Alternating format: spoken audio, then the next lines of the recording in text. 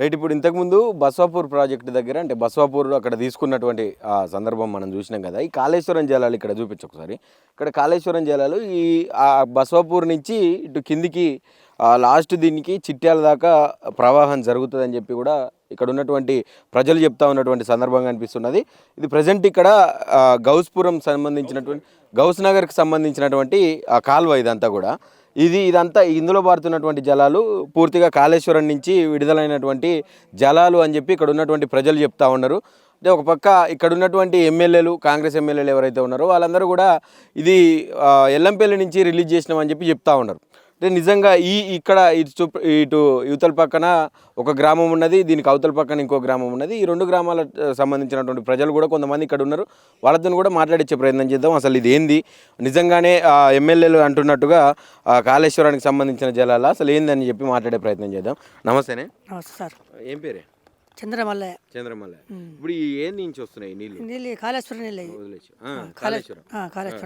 కాళేశ్వరం అసలు కూలిపోయింది, కొట్టకపోయింది అని చెప్పిండు. అవన్నీ మాటలే సారు. అవన్నీ కాళేశ్వరం నుంచి నీళ్ళు 2 నెలలు వస్తుంది. అదే 2 నెలలు మొత్తుకుంటట్లు కానీ మళ్ళీ కూలిపోయినాక నీళ్ళు ఎట్టు వస్తాయి సార్? అది గట్టిగా ఉండేపటికనే వస్తున్నాయి నీళ్ళు. ఇప్పుడు ఈ కాళేశ్వరం వదిలిపెట్టిన నీళ్ళు, కాళేశ్వరం వదిలిపెట్టే నీళ్ళు.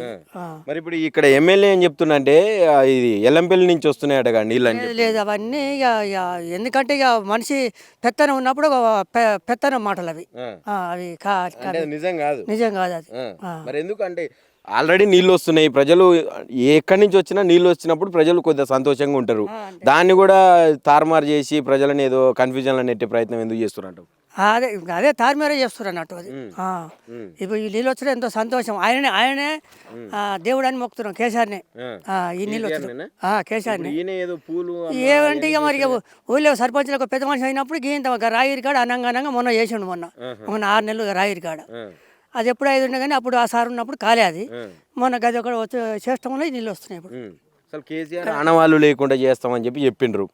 ఇప్పుడు ఆ నీళ్ళ విషయంలో కాళేశ్వరం గురించి ఒక పెద్ద చర్చ నడిచింది. ఇది కూలేశ్వరం 1,00,000 కోట్లు తిన్నారు దీని మీద, ఇది ఒక్క ఎకరానికి కూడా నీళ్లు బారలే అని చెప్పిండ్రు.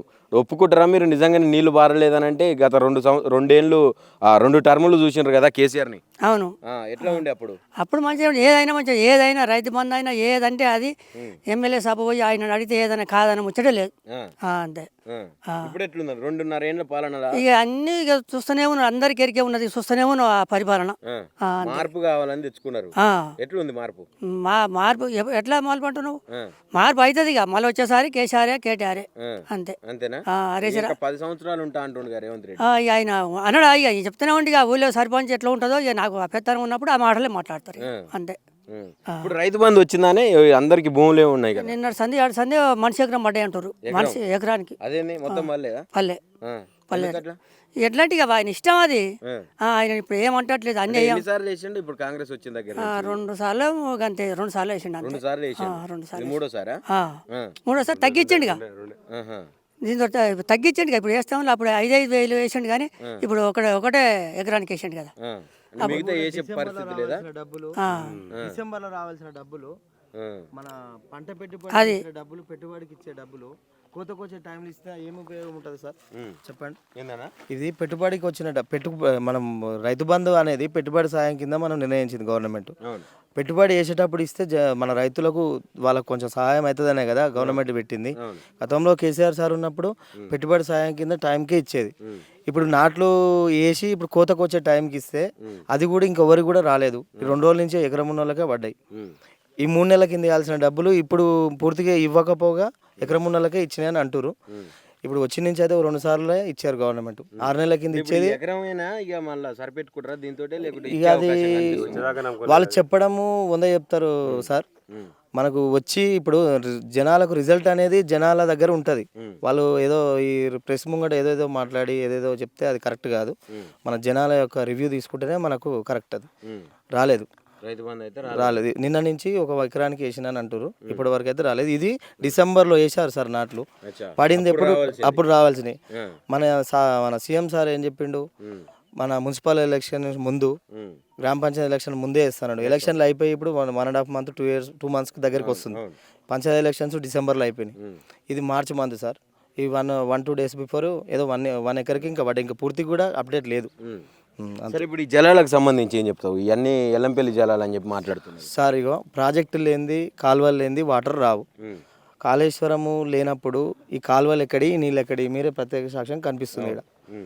ఇది ఖచ్చితంగా ఈ గవర్నమెంట్ పాత గవర్నమెంట్ని యొక్క వాళ్ళని బ్యాడ్ చేయాలన్న కక్షతో మాట్లాడిన అంశమే తప్ప వాళ్ళు ఎన్ని చెప్పినా నిజాలు లేవు. ఎందుకంటే ప్రాజెక్టు లేనిది ఈ కాలువలు లేనిది ఈరోజు మన కళ్ళ ముందు అక్కడ వాటర్ కనిపించాయి కదా సార్. వాళ్ళు ఏదో ప్రాజెక్టులు ఓపెన్ చేసి మేమే రిలీజ్ చేస్తున్నాం అని పూలు వేసి ఆ ఫోటోలు అన్నీ కూడా దిప్పారు కదా. అవును సార్, రెడీ అయిన దానికి ఎవరైనా పూలు వేస్తారు చేస్తారు. దానిలో ఎవరు చేసిరు ఎవరు కట్టిరు అనేది జనాలు అందరికీ తెలుసు కదా సార్. అట్లా ఏం చెప్తావు ఫైనల్గా ఎట్లా ఉన్నా అసలు ప్రభుత్వం తీరు దీన్ని? ఏం లేదు సార్, పేరు ఒక సొమ్మొకరిది సోకొకరిది అన్న తీరు ఈ ప్రభుత్వం వైఖరి ఉంది అంతే. అన్న ఏం పేరు? ఈర్ల కృష్ణ, కృష్ణ, మాజీ సర్పంచ్. మాజీ సర్పంచ్. ఎట్లుందన్న కాళేశ్వరం జలాలు? అసలు కాళేశ్వరమే లేదని చెప్పిండ్రు నిన్న మొన్నటి దాకా. మీరేమో ఈ కాళేశ్వరం జలాలు అని చెప్పి మీరు మాట్లాడుతూ ఉన్నారు. ఎమ్మెల్యే గారేమో ఈ అంతా ఎల్లంపల్లి నుంచి పంపిస్తున్నాం ఎల్లంపల్లి నీళ్ళు అని చెప్పి ఆయన మాట్లాడుతూ ఉన్నారు. ఏం చెప్తారు దీని మీద?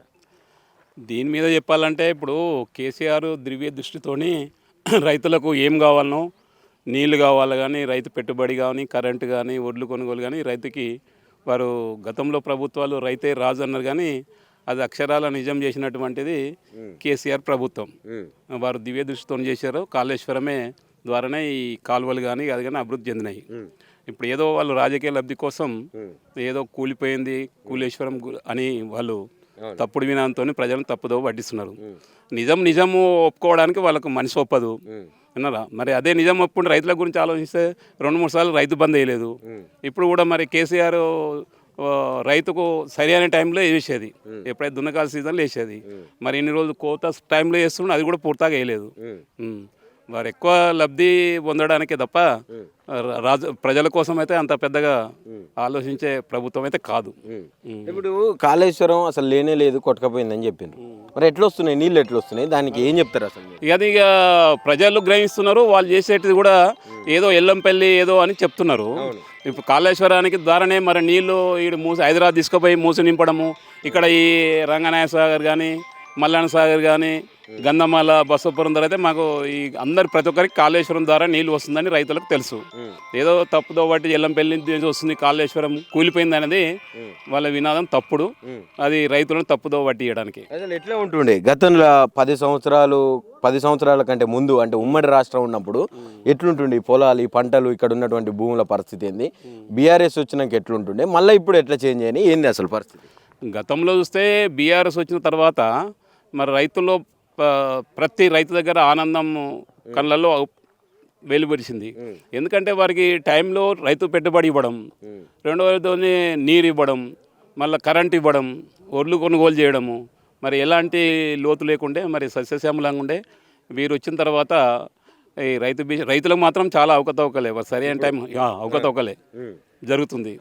ఇప్పుడు ఈ వాళ్ళు ఏంటంటే చెప్పుకోవడం తప్ప ఇప్పుడు స్థానిక ఎమ్మెల్యే ఏముంది ఇక్కడ హైవే మీద కొంచెం సరే ఓకే అక్కడ కంప్లీట్ చేసి కానీ ఇప్పుడు అక్కడి నుంచి బసవపూర్ రిజర్వాయర్ నుంచి వస్తున్నాయి అంటే మరి వారు చేసినటువంటి విధానం ద్వారానే కదా. ఏం చెప్పాలనుకుంటున్నావు ప్రభుత్వానికి? మరి ఏం చెప్పాలన్నా కానీ ఇక రైతులే గ్రహిస్తున్నారు. తప్పకుండా రాబోయేది కేసీఆర్ గవర్నమెంట్.